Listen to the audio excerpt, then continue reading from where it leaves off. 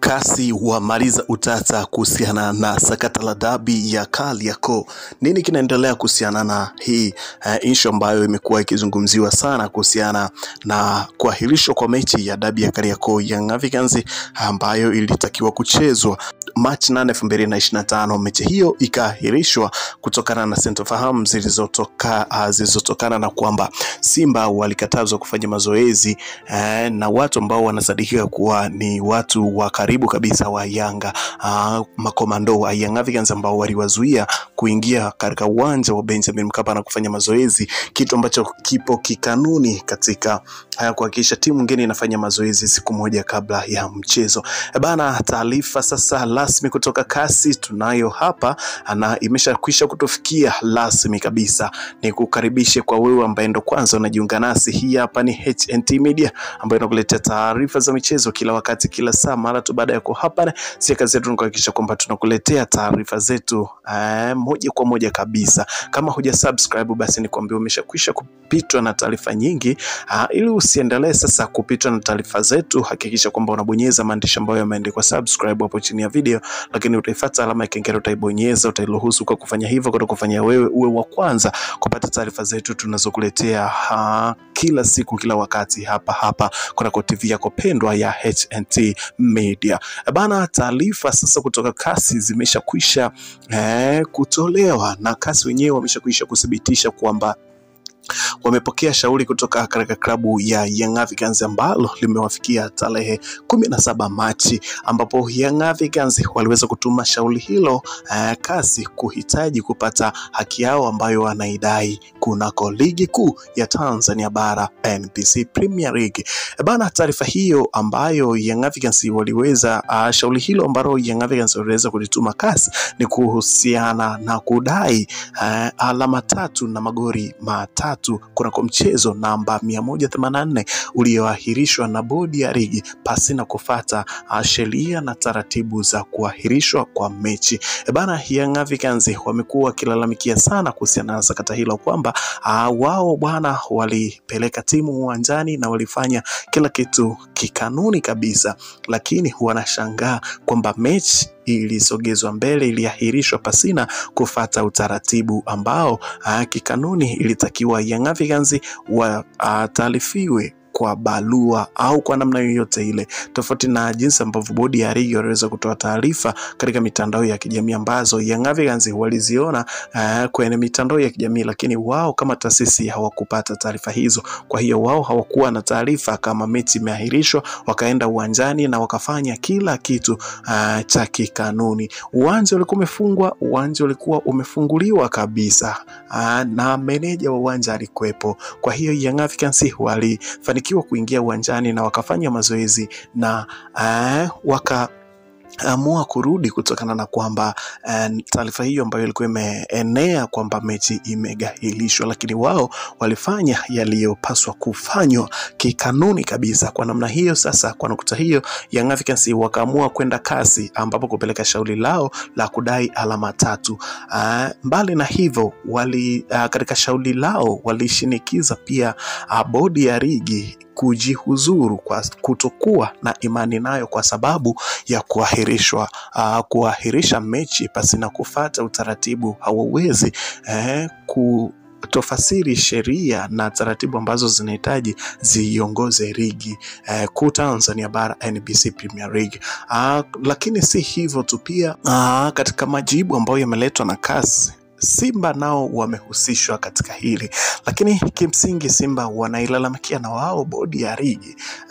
Taarifa hii kiundani zaidi tunayo hapa, kwa hiyo ni kukaribisha wewe uendelee kubaki nasi ili tuweze kuitazama tuone ni nini kinachoendelea. Bana, katika barua ambayo imeletwa na CAS, katika majibu ambayo yameletwa na CAS, kwanza CAS wanawataka Simba Sports Club, bodi ya ligi pamoja na TFF wajibu mashtaka ndani ya siku 10 ili waweze kutuma utetezi wao juu ya mashtaka hayo ambayo CAS wameyarudisha na kuwataka kuzitaka hizi taasisi tatu ambazo zinahusiana na kesi ambayo zilikuwa zimewekwa hapa waweze kutuma utetezi wao ndani ya siku 10. Lakini si hivyo tu, CAS wameweza kutoa option nyingine kwamba kama bodi ya ligi na TFF wataweza kuwa na uwezo wa kuisikiliza kesi hii na kutoa usuluhishi ambao upo kisheria na kikanuni, basi CAS wanaweza kulirudisha shauri kwao mara moja endapo kama TFF na bodi ya ligi wataridhia kwamba wao wana uwezo wa kulishughulikia na kulimaliza pasina kuchengesha kitu chochote. Basi CAS watalirudisha shauri hilo kwa mamlaka hizo ambazo zinahusika na masuala ya mpira wa miguu hapa Tanzania, kwa maana ya TFF na bodi ya ligi. Lakini kama hawataweza kujibu kwamba hawawezi kusikiliza shauri hilo, basi watahitajika sasa wao wakajibu mashtaka ambayo wameshtakiwa nayo na waweze kutuma pia utetezi wao ambao wameambiwa waandae utetezi ndani ya siku 10. Kutokana na kesi ambazo zilikuwa zimesajiliwa kwa upande wa CAS, zilikuwa kesi 21 kuanzia Machi mpaka April ambazo zilitakiwa kilizwe ndani ya muda huo kuanzia Machi 21 mpaka April. Zilikuwa ni kesi 21. Katika kesi hizo, kesi ya Young Africans haikuwepo. Kwa hiyo hii imekuja ni kama dharura na imesikilizwa kama dharura. Kwa sababu gani? Kesi ya Young Africans ipo katika kikanuni kwamba mchezo upo kikanuni, ni lazima uchezwe na ni lazima maamuzi yapatikane, kwa sababu ligi inaelekea kuisha, inaelekea mwishoni. Kwa hiyo CAS wasingeweza kusubiri mpaka kesi hiyo isajiliwe na ipangiwe tarehe, aidha ingekuwa ni mwezi wa 5 au wa 6 kutokana na kalenda za CAS ambavyo wao wamejiwekea na wanakaa kikao. Kwa hiyo ingechukua muda mrefu sana. Kwa hiyo kwa tafasiri hiyo ikabidi kesi hiyo isikilizwe kwa dharura kutokana na kwamba inahitaji maamuzi yapatikane haraka sana ili ligi iweze kuendelea. Kwa hiyo wameketi kwa dharura, na kwa namna hiyo Young Africans wameweza kulipia kiasi kirefu sana cha fedha ili kuhakikisha kwamba wanaoisikiliza kesi hiyo wanakuja katika kikao na kuisikiliza kesi hiyo, kwa sababu ikumbuke kwamba makao makuu ya mahakama hiyo ya usuluhishi ya masuala ya michezo ipo Uswizi, lakini mwanasheria ambaye anasimamia kesi ya Yanga anatoka Ufaransa. Unaona kabisa kwamba ni watu wanaosikiliza kesi hii wanatoka sehemu tofauti tofauti. Kwa hiyo ni lazima Young Africans waweze kugharamikia kesi hii ili uendeshaji wa kesi hii, ili kwamba watu waweze kuja kusikiliza kesi hii mpaka pale ambapo maamuzi yataweza kupatikana, kutokana na kwamba kile walichokuwa wanakidai Young Africans kwamba kipo kikanuni. Lakini kwa sasa kwa taarifa hizi ambazo zimezifikia hizi taasisi tatu, mpaka leo ni siku ya pili, hatujaona kitu chochote ambacho kimezungumziwa kutoka Simba, kutoka TFF na kutoka bodi ya ligi.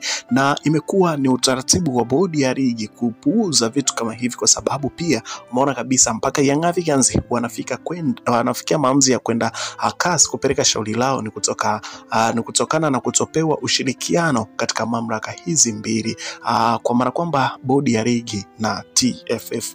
Awali Young Africans walipeleka barua ya malalamiko na madai hayo katika mamlaka inayosimamia ligi kuu, kwa maana ya bodi ya ligi, lakini hawajapewa ushirikiano wowote, wala TFF hajatoa ushirikiano wowote katika hili sakata. Lakini kikao kilichofanyika na waziri wa michezo Mheshimiwa Profesa Palamagamba Kabudi na taasisi hizi 4 kwa maana ya Simba na Yanga, bodi ya ligi pamoja na TFF, ni kitu ambacho bado FIFA wanakichunguza kama yaliyozungumziwa ni kuhusiana na dabi ya Kariakoo, basi rungu linaweza likapita muda wowote. Lakini mpaka sasa TFF, bodi ya ligi, Simba, Yanga hawajatoa statement yoyote kuhusiana na kikao hicho, ni nini kilichozungumziwa kutoka